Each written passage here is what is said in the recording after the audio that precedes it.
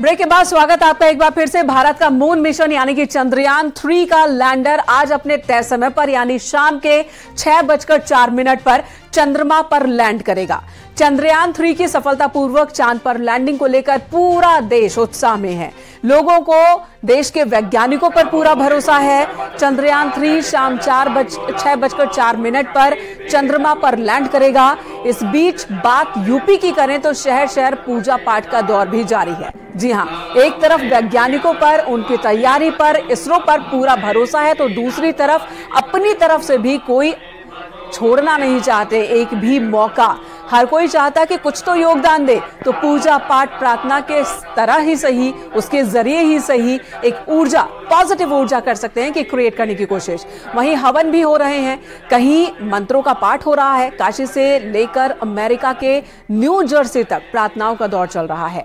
ये तस्वीरें इस वक्त आपके सामने हैं। 8 तस्वीरें वाराणसी, मुरादाबाद, अयोध्या, प्रयागराज, नोएडा, रायबरेली, देहरादून समेत अमेरिका के न्यू जर्सी की ये तस्वीरें।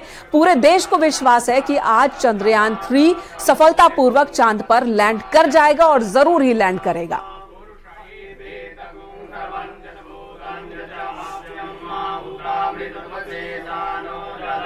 इन्हीं तस्वीरों के साथ नीति जी के पास मैं एक बार फिर से आऊंगी। नीति जी, हम बात कर रहे थे एस्ट्रोलॉजी की, हम बात कर रहे थे कि जो परिवेश है, जो हालात हैं, वो क्या बता रहे हैं, कितना पॉजिटिव संकेत। देखिए, ग्रहों की अगर मैं बात करूं तो चंद्रयान को लॉन्च किया गया था 14 जुलाई को 2:35 दोपहर को श्री हरिकोटा आंध्र प्रदेश से। उस समय की जो कुंडली है, क्योंकि जो ट्रांजिट है, जब काम प्रारंभ होता है, जब प्रारंभ अच्छा होता है तो अंत भी अच्छा होता है, तो ट्रांजिट का बहुत इंपॉर्टेंट रोल है।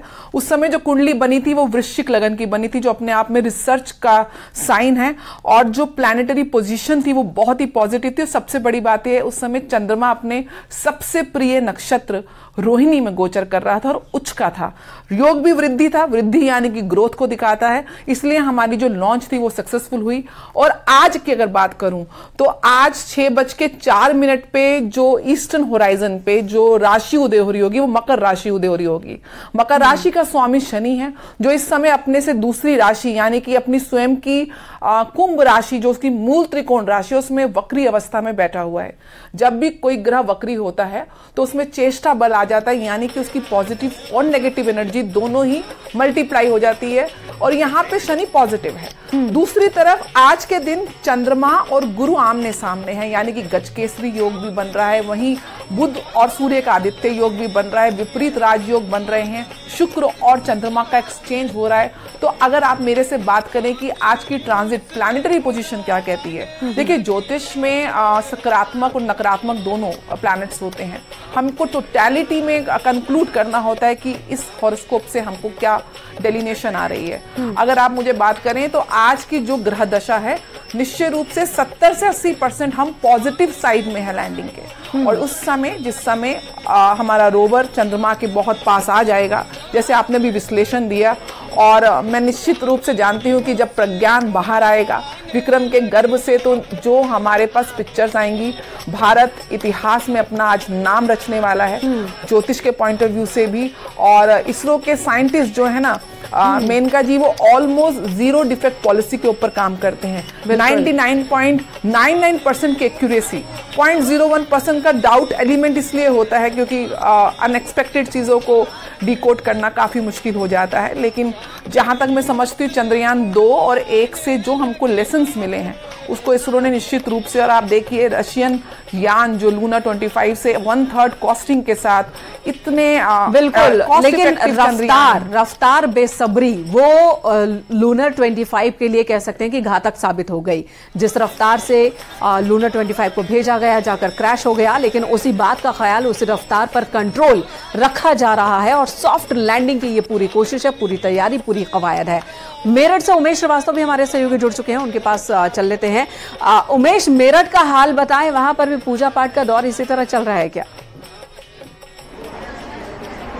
जी हाँ, देखिए, विजयी विश्व तिरंगा प्यारा, झंडा ऊंचा रहे हमारा, चांद पर भारत है, चांद पर तिरंगा फहरने वाला है और समूचे देश में एक ही स्वर गूंज रहा है, भारत माता की जय, हिंदुस्तान जिंदाबाद। मेरठ में भी हिंदुस्तान जिंदाबाद और भारत माता के जयकारे लग रहे हैं। आप लोग भारत माता के जयकारे लगाइए। आप देखिए कि किस तरह से यहां पर हाथ में तिरंगा लेकर भारत माता के जयकारे लगा रहे हैं और छोटे छोटे नन्हे मुन्ने बच्चे यहां देखिए हाथों में तिरंगा लिए हुए हैं और भारत माता के जयकारे लगा रहे हैं। वंदे मातरम जिंदाबाद और हिंदुस्तान जिंदाबाद के नारे लगा रहे हैं। इधर की तस्वीरें दिखाइए, लगातार वंदे मातरम, वंदे मातरम, भारत माता की जय, हिंदुस्तान जिंदाबाद, हिंदुस्तान जिंदाबाद, भारत माता की, भारत माता की, लगातार लगने चाहिए नारे, भारत माता की, भारत माता की, भारत माता की, भारत माता की, हिंदुस्तान चांद पर भारत। ठीक है उमेश, लौटेंगे आपके पास और ये भी जानेंगे कि स्कूल में आज क्या खास कार्यक्रम रखे गए हैं बच्चों के लिए, क्योंकि बहुत सारे स्कूलों में खासकर उत्तर प्रदेश में हमने देखा कि बच्चों को लाइव स्ट्रीमिंग भी दिखाने की व्यवस्था की गई है ताकि वो देखें कि ये इतनी बड़ी जो ऐतिहासिक घटना है वो आखिर है क्या, वो खुद को कनेक्ट करें और इस तरह के कार्यक्रम भी रखे गए हैं, वो भी आपसे जानेंगे। लेकिन इससे पहले रुख अमनदीप का एक बार फिर से कर लेती हूं। अमनदीप के पास कुछ खास जानकारी इस वक्त। अमनदीप।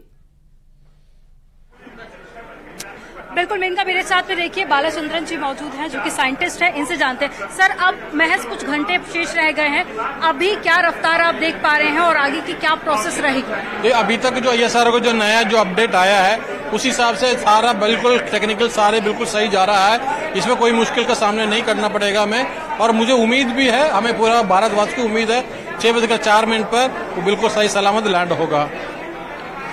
वैज्ञानिक बहुत ज्यादा आश्वस्त दिखाई दे रहे हैं, दुनिया भर में यज्ञ भी हो रहे हैं, लोग पूजा प्रार्थना भी कर रहे हैं। इस आश्वस्त होने के पीछे क्या बड़ी वजह है?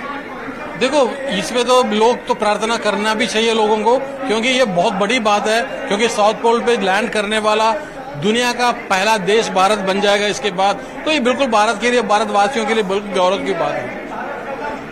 आगे की प्रोसेस सर क्या रहेगी, क्योंकि 6:04 पर लैंडिंग हो जाएगी, उसके बाद आगे की क्या प्रोसेस रहेगी? तो 6:04 को लैंडिंग उन्होंने बताया है। लैंडिंग के बाद जो है ये थोड़ा टाइम और लगेगा इसको प्रज्ञान उसके अंदर से बाहर निकलने में। बाहर निकलने के बाद उसको जो सोलर एनर्जी मिलेगा, जब ये एक्टिवेट होगा, एक्टिवेट के बाद ये धीरे धीरे चलने लगेगा। इसका स्पीड बहुत कम होगा, 1 सेंटीमीटर पर सेकंड के हिसाब से ये चलेगा।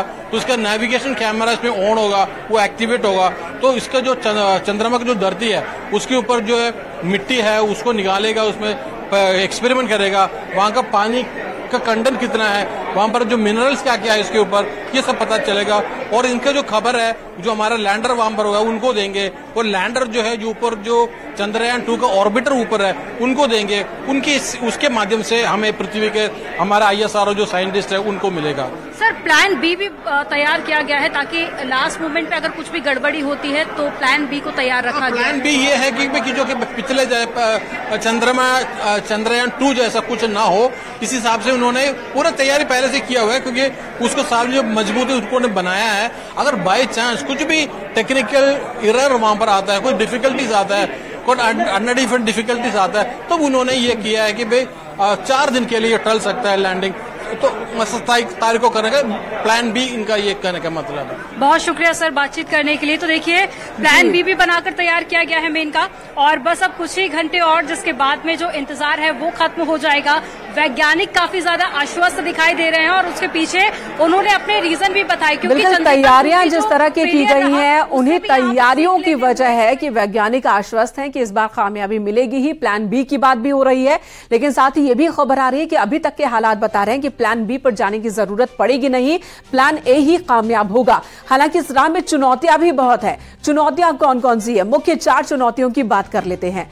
विक्रम की चांद पर लैंडिंग को लेकर जो 4 बड़ी चुनौतियां हैं वो आपको बता दें।